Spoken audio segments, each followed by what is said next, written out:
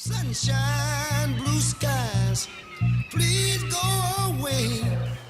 Attacking this intractable political problem of changing water rights, why don't we pick off the low-hanging fruit of wastewater recycling? Wouldn't that work for what you're proposing? It was a very important step, but municipal use, 15% of our use statewide. Now that doesn't, I don't want to dismiss it. Gary said 4 million acre feet gives a hell of a lot of water. And so there's so much we can do to make our city's water use more efficient, less polluting, this nasty runoff going on today. That's going to take some money. We've been long saying Congress and the federal government, as interested as they are in building up foreign infrastructure, it's time to look at our own damn infrastructure. No pun intended. No profanity. We have a huge funding gap. All the pipes underneath our feet, all these sewer plants, the stormwater infrastructure that needs to be built, that's going to take a lot of money. Water infrastructure is very heavy. And rich cities like San Francisco, LA can afford to pay for a lot of it. Smaller towns, mid-sized towns, are going to have a harder time paying for it. They need a state partner and they need a federal partner. They do not need Wall Street as a partner. We see proposals to build private infrastructure banks. So Wall Street can make a lot of money off of our public water infrastructure. We don't think that's ideal. In the old days, we had construction grant programs from the EPA to help pay for these things. In fact, we got away from private water. San Francisco and New York both had private water systems that were taken over by public governments because the private water companies weren't willing to make the investments needed to lay out the infrastructure that was necessary for the economic development of our great cities. So we have to renew that investment at a federal level, and I'm still talking about the cities right now. Also, lawns. Not a problem here. Lawns in the suburbs, Southern California, 40–50% of the water use at the residential level. At least, I heard an architect one time in Southern California, he said, just get rid of your front lawn, all right? You only have a back, all right, keep the back kids, dog, whatever. You don't need a front lawn. Let's get rid of the front lawn. I think we're seeing some progress there. LA, to its credit, has reduced its water use by about 30% in the drought, and the city uses common stat, you might already know this, the city uses about the same water today as it did 30 years ago, despite population growth of 1 million people. So the cities have a lot of progress to make. But the big problem from our perspective is ag. And in some places we just have the solution is to stop farming those places. And the best example I can think of is the west side of the Central Valley, that dry, hot I-5 corridor that was very controversial to ever irrigate, as described in Mark Reisner's famous book, Cadillac Desert. We're saying, let's buy them out, buy out the farm workers too. Everybody gets a check. It's not the ideal way, maybe that's not the perfect system, but we're fixing the problems, we're rectifying the mistakes of the past. Let's buy them out and let's retire the desert. Okay, before we get into ag, I have one question for Jennifer, which ag is, let's just say, the gorilla in the room. But Jennifer, so you are very optimistic about San Francisco, but as you noted in your comments, San Francisco is the only city in California that doesn't have a recycled water program. Our wastewater goes straight into the bay. So how is San Francisco really going to come into the 21st century, even to match LA? Well, I think San Francisco's going to have to be dragged kicking and screaming. They've come a long way, but the fact of the matter is they have a gravity-fed system with extremely high-quality water, and even with the $4.6 billion we're putting into infrastructure, it's still more affordable than other people's water. So if you look it's really cheap it's compared really, to everybody else. It's really cheap. It's getting more expensive. So if you look at LA, the cost of pumping water over Tehachapi's makes every local water supply cost effective. In San Francisco, it's always more expensive because of San Francisco's system. So at some point, you're just going to say, you have to do this. And I think San Francisco's slowly making that change, and they've speeded up over the last 10 years, and I'm confident they're going to continue. Right now, they're looking at the west side of the city and how they're going to conjunctively manage their wastewater and groundwater on the west side of the city, which is not ideal, but it's a little less saline there. And then now we have to get them started on the east side. So we just have to keep pushing them. And I've been nagging them for about 20 years now, and they've responded well. So you mean in the next 20 years, maybe they'll get there? Is that Well, I hope going to be so. too late, too little, too late? no, well, I think what usually happens is you have a drought. And when you have a drought, things move faster. So what do? Have you say, oh, we're gonna do this, and over the next 20 years, you're gonna do this, but then there's no water and you do this. Everything moves faster. So what's gonna happen is San Francisco's moving forward with its recycled water and its groundwater programs now. And if we're dry for another year, they're gonna move to something else. So this is the big secret in the water world about drought, is we all get really excited when there's a drought. It's like, what can we do? And last year we did groundwater legislation and a water bond. And next year maybe we're gonna do a requirement that we eliminate all wastewater discharges into the ocean by 2030. That could be our next. Can I just pile on the drought opportunity thing? When Jerry Brown was first governor, he put together a groundwater blue ribbon task force to study what we needed with groundwater. And they came back, a young attorney ran that process to figure out what we need to do.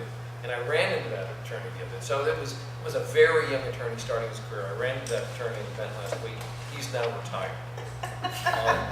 And the groundwater management recommendations that were written when Jerry Brown was first governor are just now starting to become state law. Because regulating groundwater in California was probably more than anything else the third rail. It was just something that you could not do. And the only reason that groundwater legislation passed last year is because of the drought. So if you go back and look at all the major places where we've made progress on California water in the last 30 years, 100% of them happened during droughts. Droughts is going to change that. So, good for the drought, it makes us act. That was the third year of the drought, and we got the water bond and some groundwater reporting, right? That's no not it. rules, just reporting. No. Okay, so It's let's gonna be talk- significant. In Let's talk 2009, we got reported. Let's talk about the 2014 legislation, both that, the groundwater legislation and the bond.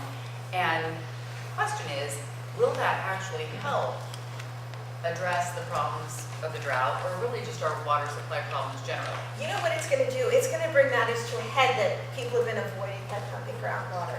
So every year, all the dry years, all the wet years for the last 15 years, our agricultural output has increased. The monetary value of our agriculture continues to increase no matter whether it's wet or dry, because they've made up the difference to groundwater company. But what this says is not by your overdrafted basins. By 2020, you're going to have a plan, and they're going to have to tell you what their groundwater range is going to be in 2040. So they may not have to reach it till 2040, but they're going to have to tell you what it is.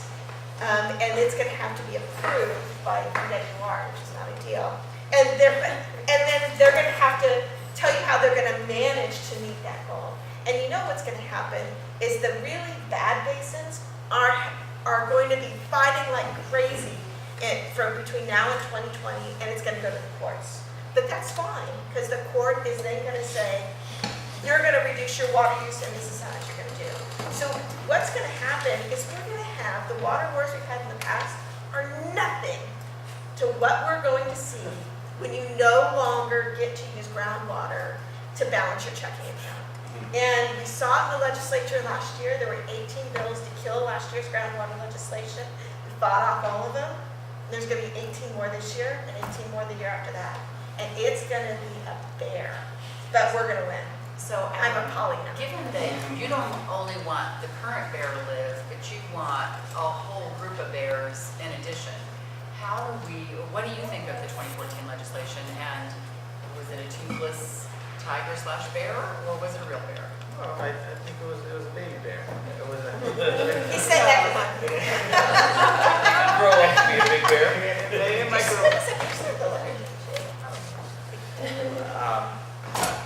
It's a start. Given where we were, that Big Ed had killed pretty much everything for the longest time. Certainly, I think it was an aperture. There's an opening, but I think you look at the earlier problem Jennifer was describing about massive overdraft. I don't see that stopping anytime soon because of that, though. So we're going to have a radical rethinking. That's why I was talking about our food policy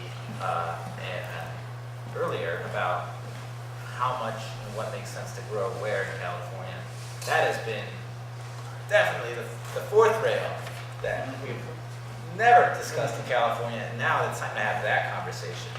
And you can call, and I think we've been in saying that, we were very critical of Governor Brown's drought order in April when a lot of these issues were not touched. When he exempted agriculture, Yeah, and put it on the yeah, cities. absolutely.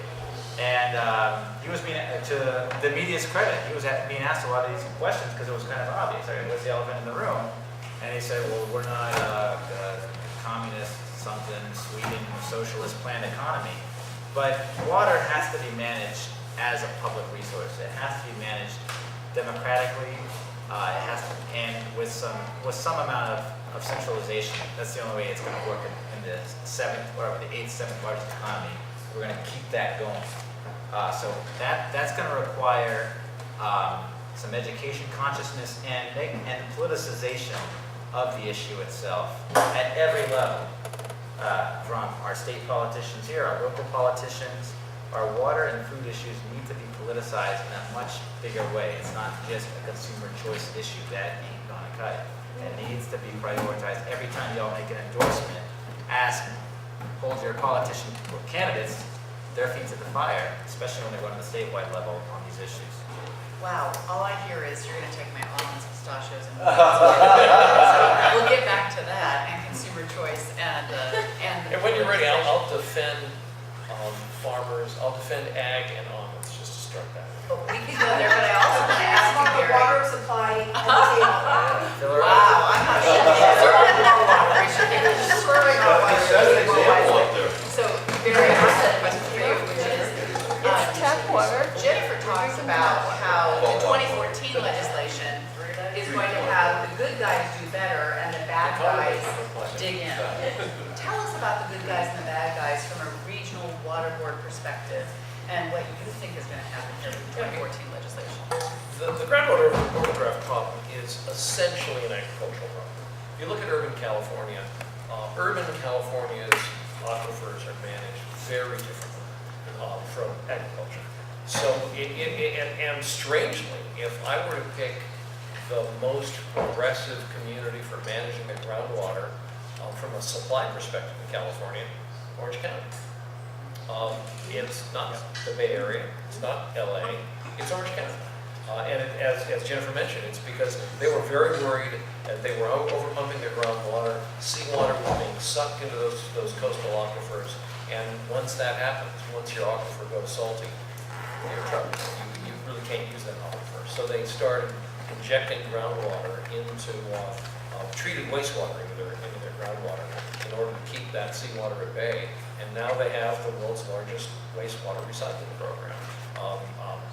It's kind of embarrassing. The Bay Area should be the world leader in water recycling. We're not. We're way behind. Well, San Jose's doing some, Santa Clara Valley's doing. Yeah, but we have senior water rights, so there's no incentive. Exactly. Santa Clara Valley, as you pointed out, drought is one thing's happened. Santa Clara has gotten religion about recycling during the drought. One of the reasons for that is because we were kind of ready for a 3 or 4 year drought. The state of California has an urban water management planning act that says to cities, here's what you need to do to be a responsible urban water agency. And basically, the state says you have to plan for a 3-year drought. We're in year 4. So I started looking. Jennifer, you said that San Francisco has an 8.5 year. I started asking a whole bunch of water managers what the odds are of California having a 10-year drought. And I have yet to find a water manager who will say anything other than, of course we're going to have a 10-year drought. We might be in year 4 of that drought, or more than that. But we're going to have a 10-year drought. We just don't know when it's going to happen. And I said, what's your plan for a 10-year drought? There's no city in the state of California that has a plan for a 10-year drought. Not one. And it's easy to plan. It's easier to plan for a 3 or 4 year drought. After the last drought in the late 80s, early 90s, and so forth, the Southern California decided, wow, we need some storage locally we can tap into during droughts. And they built a lot of storage, groundwater storage in the Southern Central Valley, and surface storage, off-stream storage in Southern California. And that really helped them through the first 3 years of the drought. If they managed that water the same way through year 4 of the drought, they would have gotten to the end of year 4, they would have been out of stored water completely. So you can do things like building storage to get you through a 4-year drought. You can't ever build enough storage to get you through a 10-year drought. For a 10-year drought, you've got to look at getting rid of lawns. I talked with one water manager who quietly, off the record, said, what we really need to do during the drought is declare war on lawn. So we're about half of California's urban water supply goes. And we've actually done a decent job of declaring war on the lawn during the drought. We really have. But water recycling, we've got a long way to go in the Bay Area and Southern California, outside of Orange County. So let's tackle those water rights. Adam, I think all of you have mentioned water rights in some perspective, and Adam's saying we have to change water rights. And we have to give it to Jerry this time around. To Jerry Brown's credit, his boards are starting to say, hey, wait a minute, we're going to look at the most senior water users and their use patterns. And that prompted essentially a full employment act for agricultural water lawyers, right? To say, hell no, we won't go, don't take our water, take our whiskey. So how do we deal with the inevitable, incredible litigation when it comes to shifting a many centuries old system of water rights into a 21st century reality? Yeah, that's a good question, and there's no question it's going to go a bunch of, there's going to be crazy litigation, there's no avoiding that, and that just is what it is. It's not, but our water's worth saving, it's worth fighting for, it's worth fighting for the future of a diverse economy in California, so we can continue to enjoy a diverse quality of life and have a healthy agriculture system. Sometimes I like to say that we're really trying to save agriculture from its own abuses in certain places.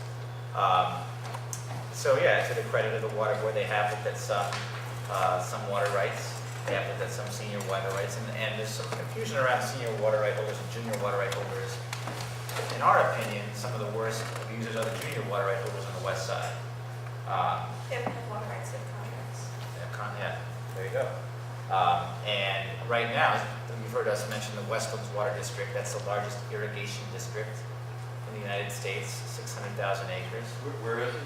Down the I-5, Fresno County, Kings County, middle of nowhere. It's where you see all them political signs saying, Congress created Dust Bowl. You think, oh, what a bunch of poor farmers. Well, it was actually designed by some of the biggest PR firms in the world who work for these 80 to 150, depending on how you count how many corporate farms are in business there. Now, short history lesson. The creation of the Central Valley Project, pumping water into the Central Valley, and some of the Shasta Dam and a few others, were intended to help farmers settle the valley so people could make a living, so they could have a stable water supply. And there were strict acreage limits. I believe it was about 120 acres max you could have. Late 70s, that got under political pressure, that lifted up to nearly 1,000 acres. And currently, there's a proposal to get rid of all acreage and allow for leasing. So there's it's hard to tell exactly how many owners are going on. And now there's a proposal to get rid of all the acreage limits in a private settlement that was negotiated between the federal government and the Westlands Water District behind closed doors that will soon be up for congressional approval. And it's a very bad deal. It just got released a few weeks ago. This is something we're going to need to put a lot of pressure on Senators Feinstein, Boxer, Pelosi. Every Congress member needs to hear from us about this and go to our website, morewatch.org, and oppose that, because that is a deal that is promising about 800,000 acre-feet of water to the Westlands Water District in perpetuity. So this is the absolutely wrong way to go for, as Jennifer says, a water use irrigation district that don't have senior water rights. They have enormous political power. But here's the other thing that's going to happen. Because the real problem with Westlands is the salinity. And there was an economic report about 10 years ago that said in the next 20 years, about 20% of the farmland in this east, western, and southern San Joaquin Valley will have to be retired because of increasing soil salinity. So salt is really going to do it. But the problem is, if they have 800,000 acre-feet of water, but they can't farm, what's going to happen to that water? They're going to resell it. They're going to sell it. So I'm going to open this up to the group. We have more